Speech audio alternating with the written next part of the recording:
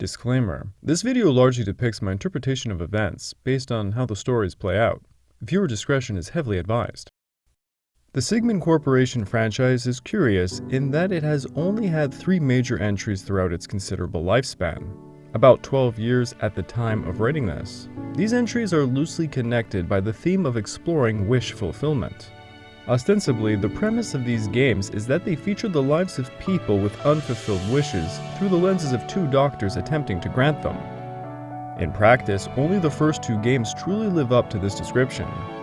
The second game also diverges significantly from the first, since it intentionally distorts the narrative to depict what the patient imagined rather than what truly happened, without the knowledge of the doctors. Then it subverts the premise by introducing a revolting psych who convinces the doctors that their patients' wishes can't be fulfilled by them, because they are, in a large part, the root cause of them all. Elements that were never alluded to as part of the procedure in To the Moon. The third game, meanwhile, doesn't even feature the doctors. Rather, it tells the story of Linry, one of the scientists involved in prototyping the memory editor, before flipping the script and revealing it to be an alternate life, branching away from reality. It loosely connects itself to the franchise by revealing her to be the mother of one of the doctors. But this clearly feels like a last-minute addition that wasn't necessary to the main story told within. So what is the franchise exactly about? How did it come about? And what does Khan plan for it?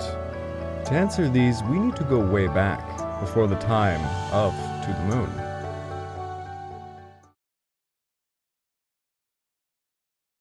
Khan originally started his career as an author with Quintessence, The Blighted Venom, an ambitious, story-centric JRPG that, at the time of writing this, spans 11 chapters and at least 4 acts. It's an unfinished tale, sadly. Its story centers on people trapped between both the grand politics of 2 powerful, deceitful empires and a veritable web of personal issues. This is a very strong setup that lends itself to much drama, emotion, and delightful tension within. One of its protagonists, the central protagonist in fact, is none other than the courageous, well-natured, but reckless hunter, Riviere Wirt. He spends the first half of the tale trying and failing to rescue his wife, Sarai, who was kidnapped by the enemy empire as a prisoner of war and swapped with a spy. She thankfully escapes during the chaos of his own flight from the enemy empire. When he is finally reunited with her, and cured of the magical drug he consumed to gain powers to save her, he, partly pulled by a love drug, decides to embark alongside the magical users who brought the cure to repay him. They lead him to their homeland, and to the very source of their power, a powerful magical substance hidden deep within a tomb. One thing leads to another, and he eventually ends up stabbing the object of his simulated love, Lumiere. He is whisked away to a time god, where he pleads remorsefully to never have been involved in this adventure. The god, after prodding him for a bit, agrees and whisks him back in time. Now here's where things get interesting. The story heavily implies that Riviere had been trapped in a time loop, and keeps being drawn into these adventures thanks to a certain personality quirk. Specifically, his deep love for Sarai, and later his conviction to repay the people who cured him, partly supplemented by his simulated love. Despite his wish to lead a peaceful, unremarkable life, he keeps getting involved in the same events, which seem predictably to lead to the same outcomes. While not a major part of Quintessence's story, this is perhaps where we can see the seed of Khan's commentary on wish fulfillment. That perhaps, even there, was a power capable of turning back time. People would be fated to repeat the same mistakes, commit the same blunders, simply because their personality would lead them to make the same choices, and they would lose the experience that could have informed them for the future. It was 2010. Khan had spent considerable time on Quintessence, and had completed 11 of its 14 planned chapters. However, he was also about to complete college at around this point, and had to submit a project to complete a game design course he had taken. He racked his mind for a bit, then he had a bright idea pop off. What about a game covering the story of a dying man wishing to go to the moon? That seemed like a good premise to him, but he still had to decide how he would go about presenting the story. The last released chapter of Quintessence had Lunaire explore memories to learn the backstory of an antagonist. How about reusing that mechanic here? There was just one problem though. The old man of his story would live in a modern-day setting, likely to distinguish it from Quintessence and perhaps also to intentionally avoid fantasy tropes for a change. Now Khan was no stranger to modern-day settings. He had dabbled with it both in the melodramatic short story Do You Remember My Lullaby and the enigmatic abstract tale of The Mirror Lied. But those were much shorter, simpler affairs than what he was attempting here, and so the topic of framing their story had never come up. Aha! Finally a solution seemed to spring up. What if the story was about wish fulfillment and its potential for both providing contentment as well as being detrimental? What if the time god could go beyond merely turning back the clock and directly grant what they wished for, at least in a mental sense? What if he was a memory-bending machine? Now things start falling into place. The story would feature an old man being visited by agents from a wish fulfillment service, using the memory machine to travel through his life, understand the motives supporting his wish, and finally grant it, hopefully. The outline became rather clear, and now it only needed appropriate material to be filled with. To start with, he wanted to block the memory machine from being used for other purposes. After all, reading and bending minds is an immensely powerful ability, and there would be far more applications than just the seemingly innocuous wish-granting service. Well, the story wasn't meant to be too long, and he didn't want to spend time expositing too much about it, so he quickly invented a short, seemingly plausible explanation. The newly inserted memories would persist alongside the original ones in the client's mind, causing them to lose perception of themselves and eventually driving them beyond sanity. Thus, it was only legally applied to people who were on their deathbeds. Satisfied with that, and making the assumption that the general audience wouldn't question the matter any further, he moved on to more compelling things, the old man's story itself. Those familiar with his earlier work likely already had an inkling of what it would involve, and that it would be no straightforward affair. His wish would stem not from thwarted ambition so much as from deep, sentimental longing. His life would be one of tragedy, of a failed relationship with someone he couldn't understand. Nor could she make him understand, no matter what she did. This sounds like a grand departure from his earlier work, but it isn't. Quintessence did strongly feature political games as a fraught background, but it was mainly the story of people caught within them. People with many personal problems, including their relationship with each other. Indeed, there are many dysfunctional relationships fueling that story's dramatics, be it the tense, barely held companionship of mutual convenience between Rivière and Lunaire, the mistrust Sarai feels when she sees her husband, Rivière, with Lunaire, Kier's unrequited, nearly incestuous love for Cardian, or even the buffoonery between Salary and Vicken. The old man's relationship would thus merely be a continuation of this trend, in a more modern setting, and without the political backdrop complicating matters. Since his story would involve memory travel, through a life defined mainly by misunderstanding and frustration, it was only natural that the keystone of all of this, the titular wish, would come from a long-faded memory that they both held dear. Or so he thought at least. While writing the tale, it was thus decided that the climax would come at the beginning of his life. After all, that's where such a memory would be likely to be found and cherished. Naturally, this in turn compelled a story structure that started from the end of his life, and gradually worked its way backwards. The fact that almost all of this would be told through memories solidified a convenient episodic structure, where each individual memory could tell its own little story and be loosely linked to the others, and to the grander tale. With the structure thus established, he felt confident in dealing with the question of detail. The most prominent of them was the issue of the old man's relationship with his wife. If both of them genuinely loved each other, why would there be a misunderstanding? Would they not have eventually been able to explain it together? And how much would they care for a childhood memory anyway? These questions were all resolved, some more solidly than others. His wife would suffer from autism, explaining why she would struggle communicating with him, at least to a decent enough degree. It in turn would also explain why she cared for their first childhood meeting with him. He was the first non-familial person she had met who seemed genuinely interested in conversing with her and befriending her, rather than mocking her for her mental condition. While it didn't quite address why the old man in particular would care for it, Khan assumed that being reminded of that meeting via signs and gestures for most of his life would be enough to stir it up in his subconscious.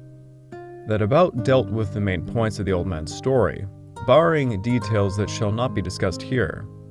Now it's time to dive into the story encapsulating it, of the doctors doing the memory traveling. Again, it should be known that people familiar with Khan's work already expected a fair number of comical scenes to be added as juxtaposition against the rather serious narrative. After all, this was the role Salary, Vicken, and later one of the magical users, Ish, played in Quintessence. So it was little surprise that the company agents Ava and Neil would play the comical duo. After all, they would have little investment in his life, and so would be a convenient outlet for deadpan humor about the memories themselves. I further suspect that Khan, at the time, was still not very confident in his writing. Quintessence hadn't got many stellar reviews, and was little known outside a small circle of fans. He likely thought it would be safer to poke fun at his own work, especially to moments that he felt were too overwrought with emotion or too cliched to be taken seriously. I feel this is corroborated by how, post To the Moon's success, the humorous moments are generally dimmed in proportion to future mainline stories. They still exist, but in a clearly diminished capacity compared to his earlier major works.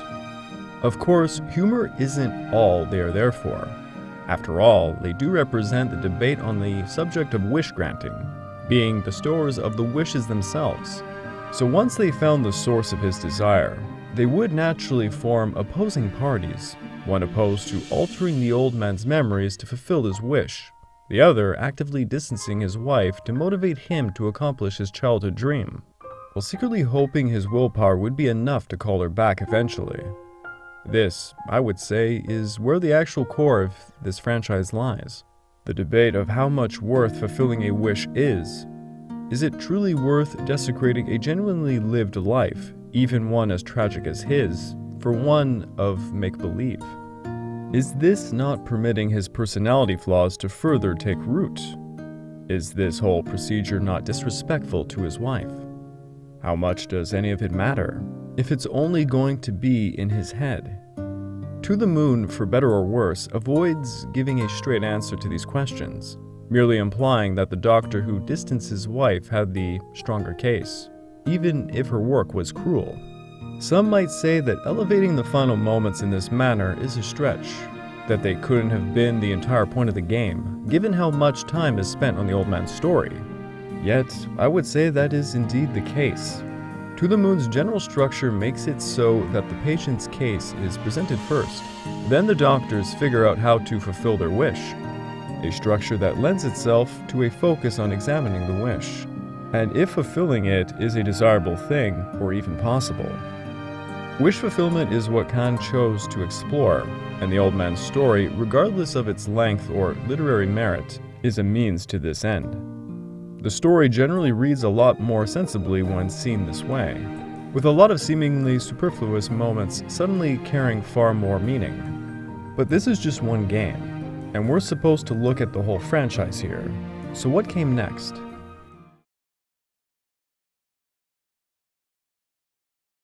His friends convinced him to turn To the Moon into his first commercial venture. He agreed, a bit reluctantly, and then expanded on the story, which was easy to do thanks to its flexible format. To the Moon released formally on his website at the end of 2011, and quickly became a huge success, at least by the standards of RPG Maker games. Advertising, both by contacts in the industry, particularly Lara Shigihara, and by Let's Players with hefty audiences, like Creotic, contributed in large part to this. While it hadn't really made much cultural impact, it had moved enough copies to grant Khan some considerable fame. People were clamoring for a follow-up.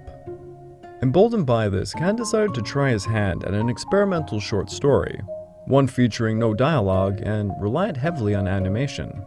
He also released 2 very short stories set in the Sigmund Corporation universe.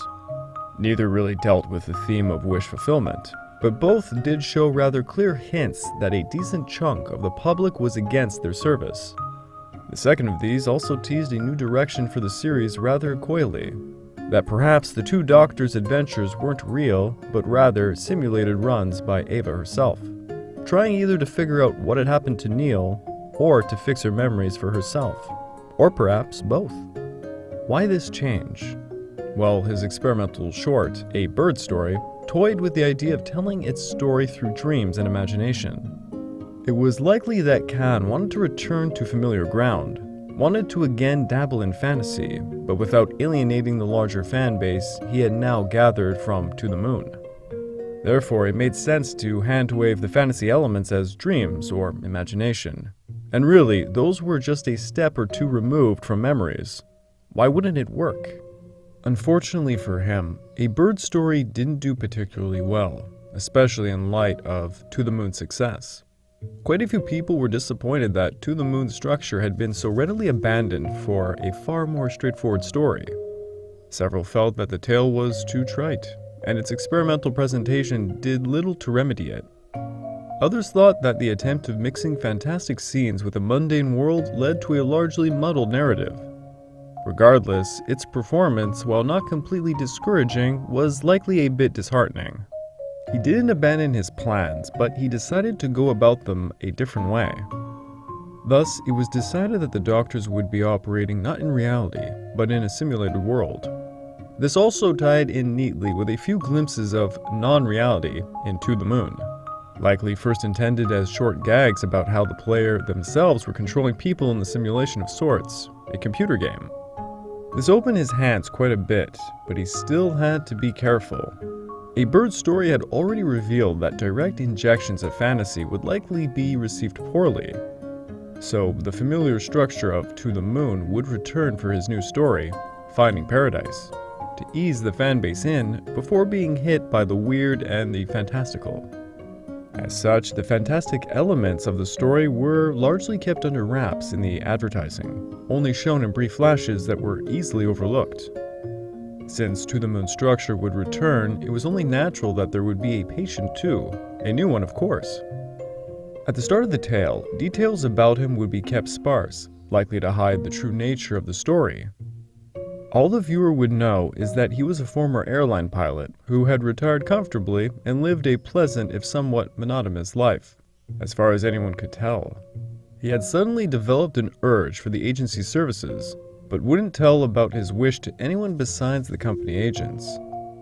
The paper detailing it had been conveniently left back in the office, and would be transported rather than scanned by an only too eager colleague who had stumbled onto one of the doctor's dark secrets. Faced with this unusual scenario, the doctors decided to do what was prudent of them, and dive in to ask his subconscious itself about the matter.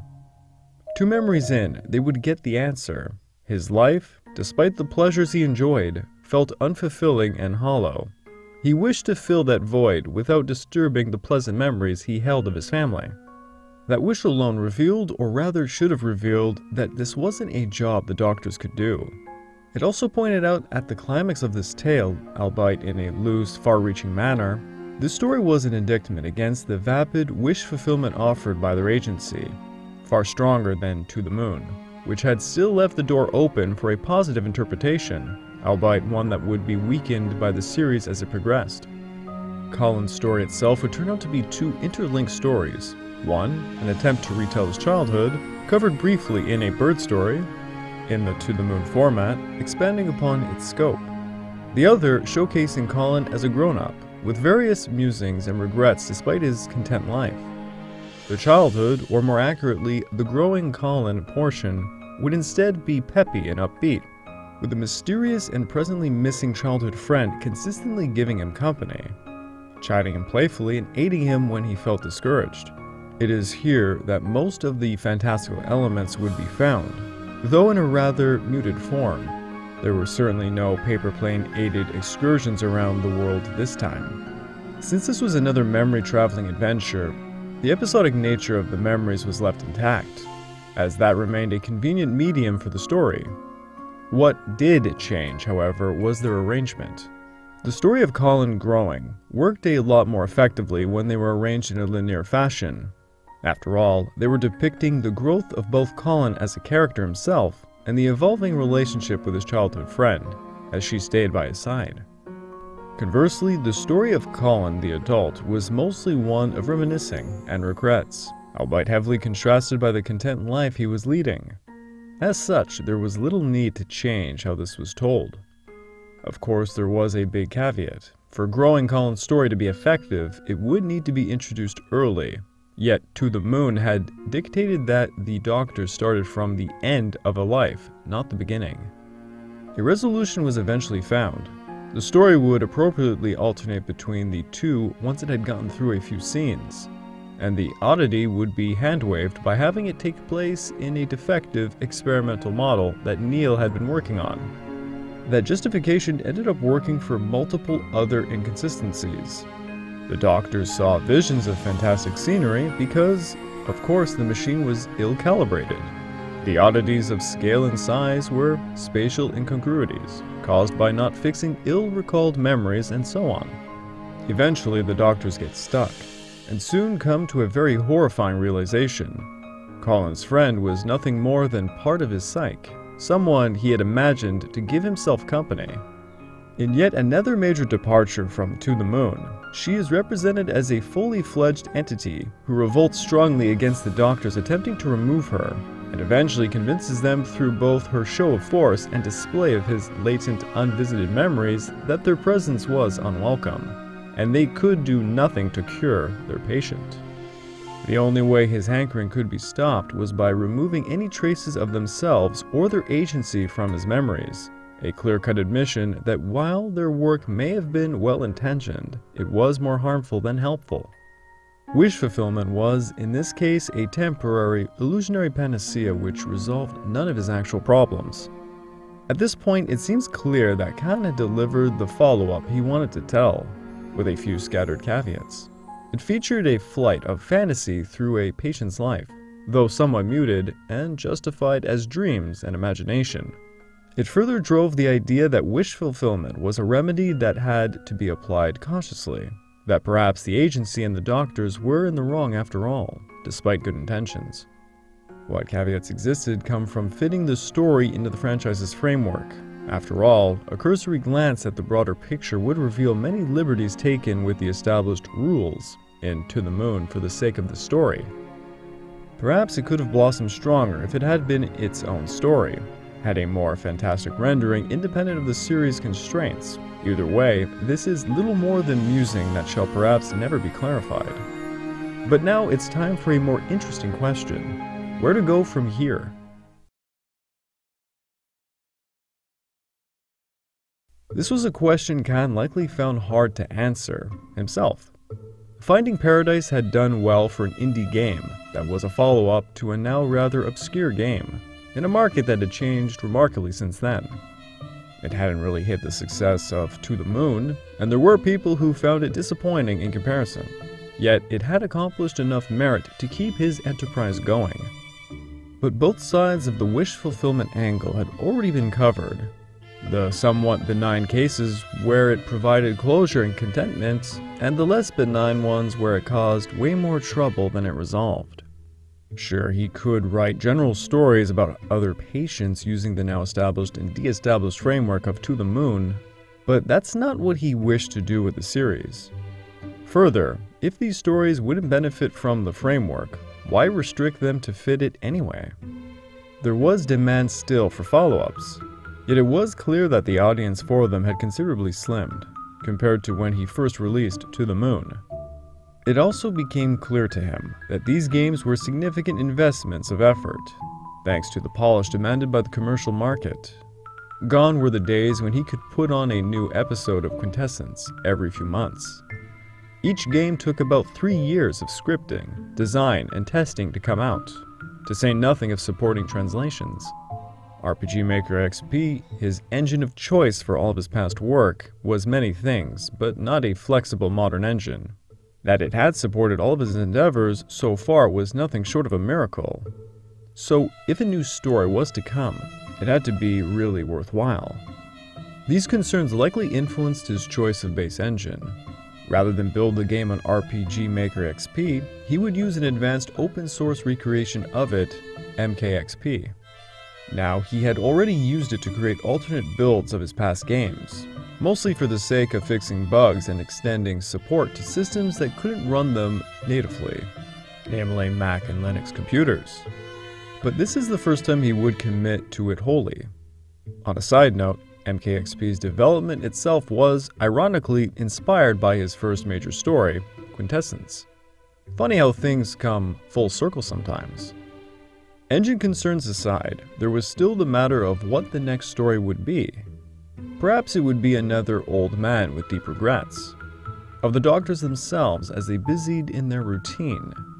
Perhaps he could expand on his vision of fantasy, warp even more of reality. He had introduced the idea of the doctors being in a simulation, but he had done little with it. What if that was the way forward? A story entirely in a simulation, laid against reality. That was good enough as a starting point, but he still had to figure out something substantial for the story itself.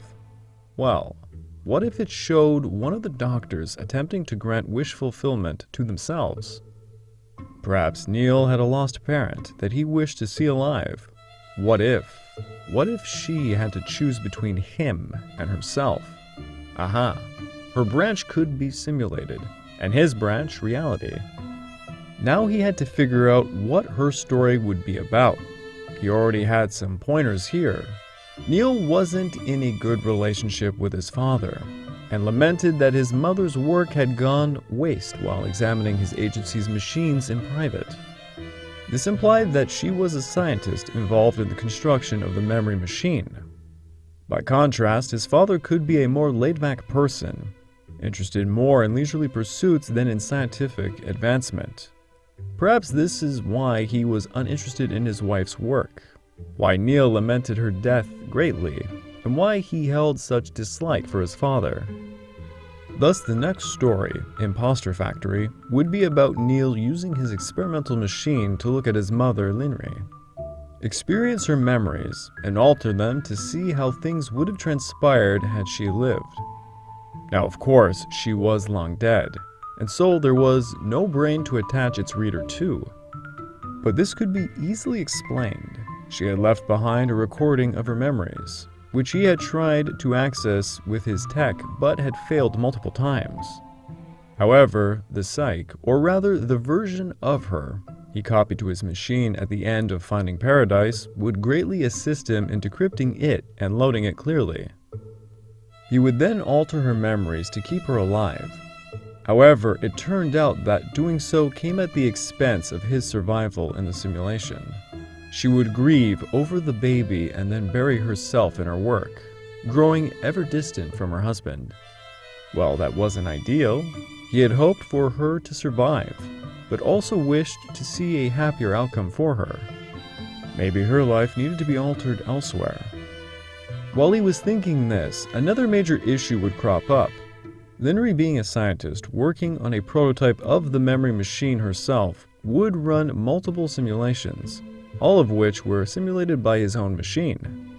That in turn led to his memory getting used up, which prevented him from experimenting too much with her memories. The psych then stepped in and attempted to stop the simulation from running any further copies by killing off the machine's users or sabotaging it herself.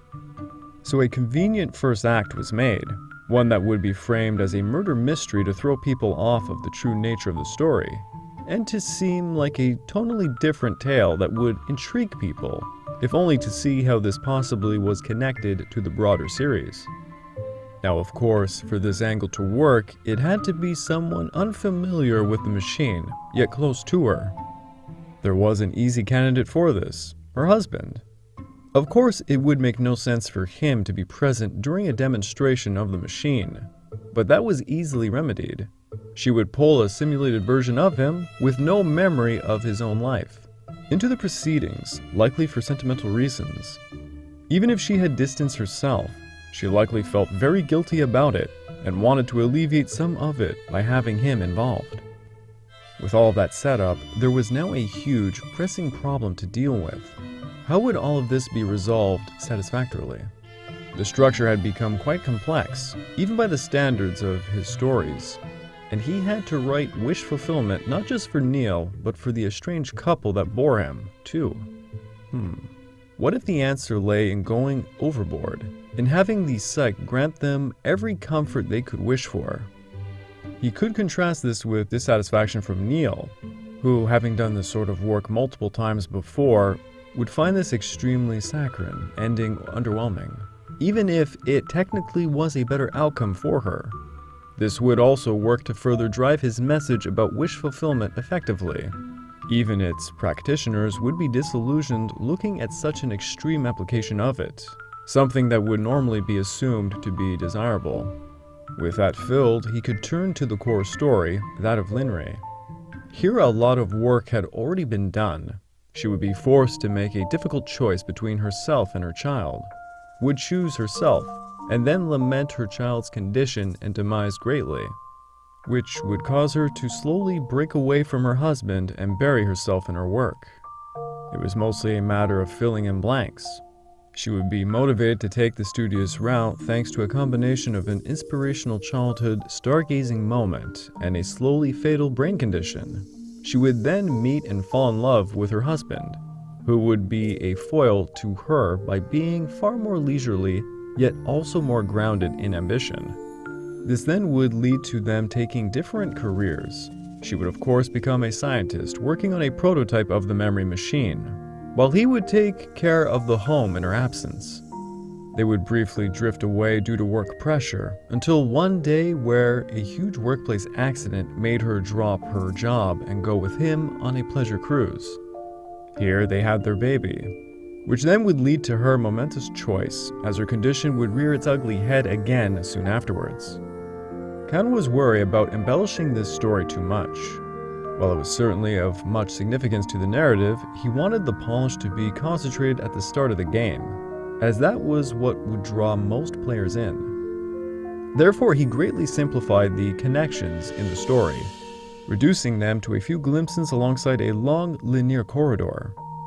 The important moments, of course, still got attention, and still had as much detail as his previous games, but not having to write connections freed him to put more focus on the central premise, which would stand out more. To this end, he forged a new format. The first act would, of course, be misdirection for familiar viewers, as well as a hook for new ones.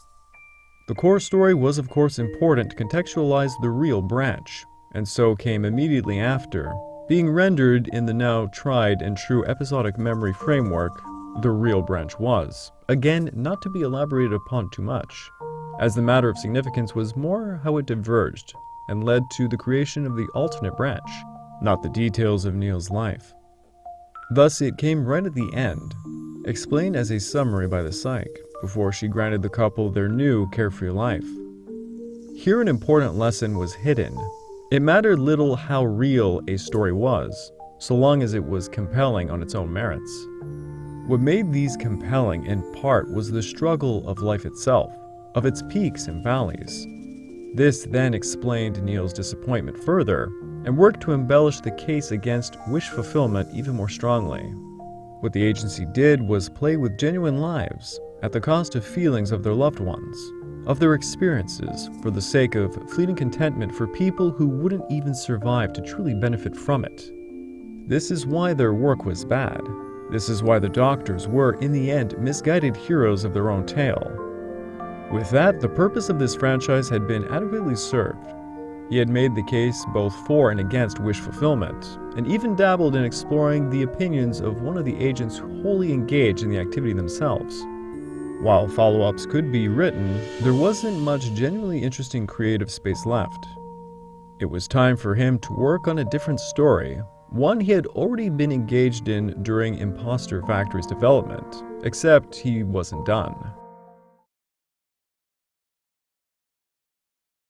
Imposter Factory had garnered a fair bit of controversy among the fanbase, thanks mainly to its even bigger break from the structure of To the Moon. Particularly, some didn't care for the idea of Linri's life being wholly baked into simulation. Others thought that not featuring the doctors was too much of a drastic break that lowered their enjoyment considerably. Despite this, it did well enough for a niche indie adventure game, and the franchise, while a far cry from the heights of To the Moon, was still sustainable in the modern market. This likely got Khan thinking. The simulation angle had been explored thoroughly in Imposter Factory, yet there were loose ends that could be tied up. What about the fate of the patients treated here? Could not their subconscious be kept alive if they were a simulation? What if they could then be given a cozy life for the rest of their existence? In fact, why not take it a step further and have their benefactors enjoy said life too? This line of thinking likely convinced him to devote time to one last hurrah for the series, a short story where the patients, their family, and the agents of the company would get to spend time relaxing together. Now, while I can't say what the story will look like exactly, there is enough material for a few informed guesses.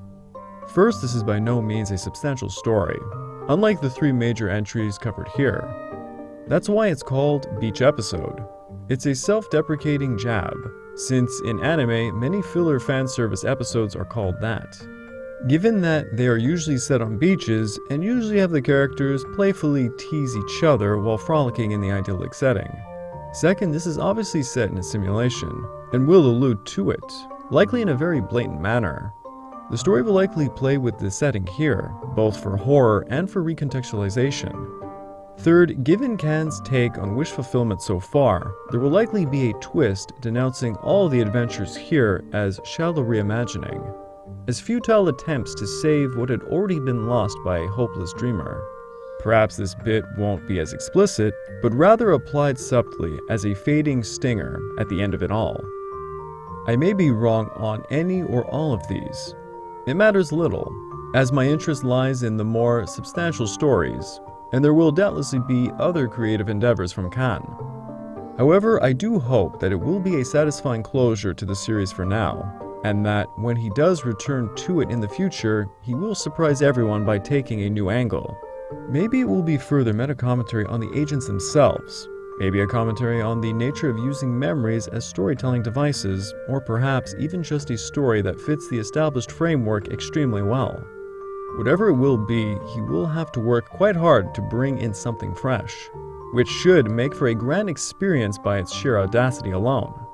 That's as good a note as any to close this historical view of the Sigmund Corporation franchise. I hope you enjoyed listening, and even if you didn't, you're free to share your disagreements here and elsewhere, so long as you keep it respectful. With that, I close this out for real. See you next time.